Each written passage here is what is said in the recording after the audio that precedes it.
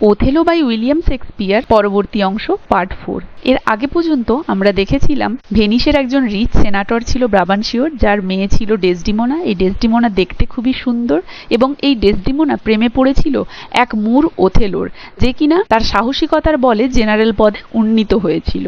এই ওথেলোর প্রেমে পড়ে তার সেই সমস্ত অ্যাডভেঞ্চারাস স্টোরি, সেই ওয়ারফেয়ার, সেই অ্যাডভেঞ্চারাস স্টোরি শুনে তার প্রেমে পড়ে তারা একান্তে বিয়ে সম্পন্ন করেছিল। কিন্তু সেই গোপন বিয়ের কথা বেশি দিন চাপা যায়নি। শীঘ্রই সেই বিয়ের কথা পৌঁছেছিল ডেসডিমোনার বাবার কানে। ফলে তার বাবা খুবই ক্রুদ্ধ হয়েছিল। যদিও ব্রাবানশিও ওথেলোকে খুব পছন্দ করত, কিন্তু তার মেয়েকে বিয়ে করার পরে এবং তাকে না জানিয়ে বিয়ে করার ফলে তিনি খুব ক্রুদ্ধ হয়েছিলেন এবং তিনি বিচার দিয়েছিলেন ডিউক অফ ভেনিসের কাছে যে ওথেলো কিনা তার মেয়েকে জাদুমন্ত্র বলে ফুসলিয়ে বা তাকে প্রলুব্ধ করে বিয়ে করেছে তার বাবার সম্মতি ছাড়াই। ফলে ওথেলোকে একজন অপরাধী হিসেবে ডেকে পাঠানো হলো সেনাটে, মন্ত্রিসভাতে। এবং সেই মুহূর্তেই ভেনিসের কলোনি সাইপ্রাস দ্বীপে তুর্কিরা আক্রমণ করেছিল তাদের নৌবাহিনী নিয়ে। ফলে সেই আক্রমণ প্রতিহত করার জন্য সেই মুহূর্তে ওথেলো ছাড়া কেউ দক্ষ ছিল না। তাই ভেনিসের সেনেট সেই মুহূর্তে এই আক্রমণ প্রতিহত করার জন্য একমাত্র ওথেলোকেই দক্ষ মনে করেছিল। তাই ওথেলোকে মন্ত্রিসভায় ডেকে পাঠানো হয়েছিল একজন অপরাধী হিসেবে, যার বিরুদ্ধে সেনাটর ব্রাবানশিওর অভিযোগ ছিল।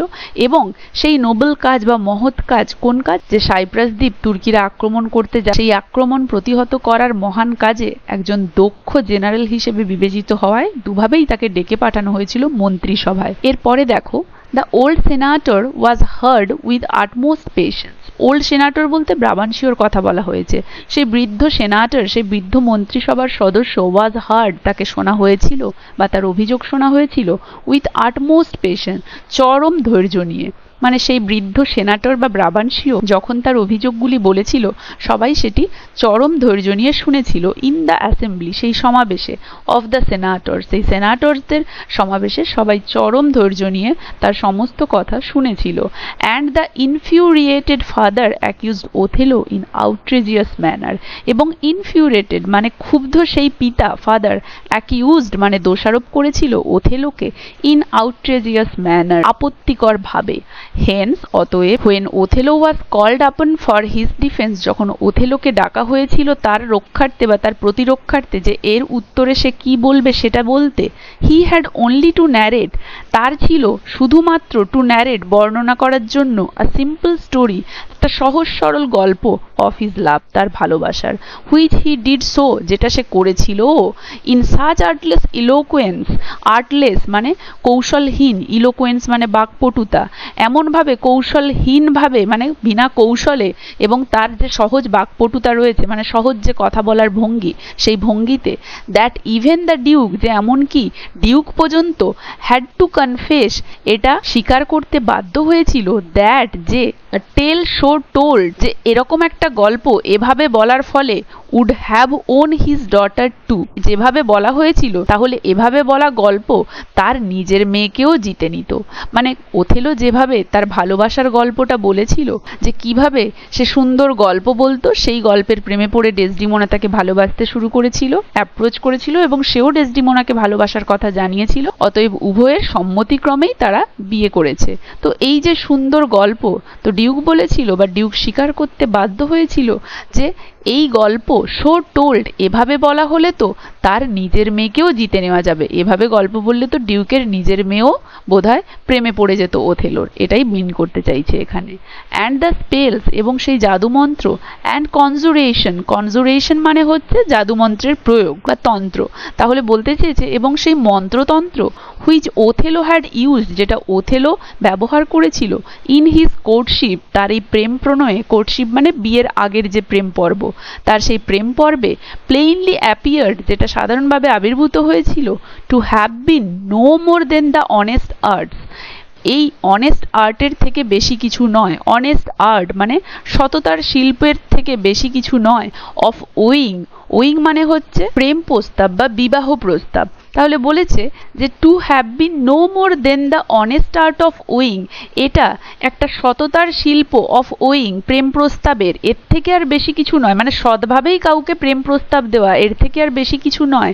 অ্যান্ড দ্য অনলি উইচক্রাফট, এবং একমাত্র সেই জাদুমন্ত্র, হুইচ হি হ্যাড ইউজ, যেটা সে ব্যবহার করেছিল, হি বলতে ওথেলোর কথা বলা হয়েছে, ইজ দ্য স্কিল, ছিল সেই দক্ষতা, অফ টেলিং, বলার, আ সফট টেল, একটা মিষ্টি কাহিনী, to win a ladies heart, একটা মহিলার হৃদয় জিতে নেওয়ার জন্য।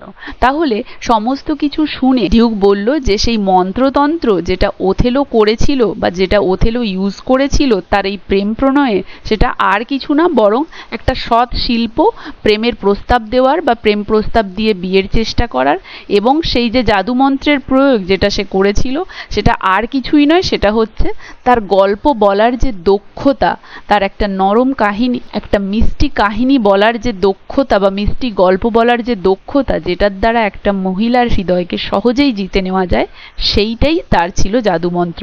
এছাড়া আর কোনো জাদুমন্ত্র সে প্রয়োগ করেনি। তার সেই সৎভাবে কথা বলা, তার সেই কৌশলহীন সততা দ্বারা প্রেম প্রস্তাব দেওয়া এবং তার সেই মিষ্টি গল্প বলার যে ধরন, এটাই ছিল তার তন্ত্রমন্ত্র।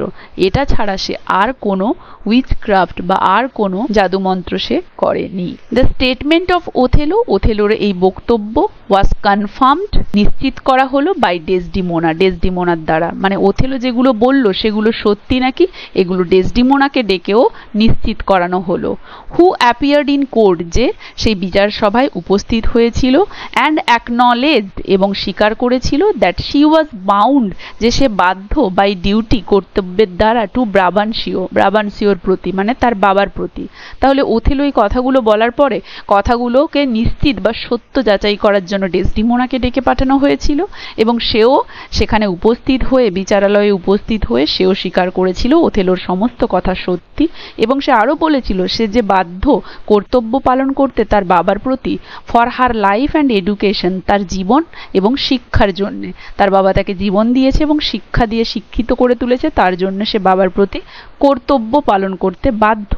বাট কিন্তু now she has a higher duty, এখন তার একটি আরও উচ্চতর কর্তব্য রয়েছে, টু পারফর্ম, পালন করার জন্য, ফর হার লাভার, তার ভালোবাসার মানুষের জন্য, অ্যান্ড হাজব্যান্ড, এবং স্বামী ওথেলো। তাহলে বাবার প্রতি কর্তব্য পালন ছাড়াও তার লাভার, তার প্রেমিক এবং তার স্বামী ওথেলোর প্রতিও তার এখন একটি উচ্চতর কর্তব্য রয়েছে পালন করার জন্য।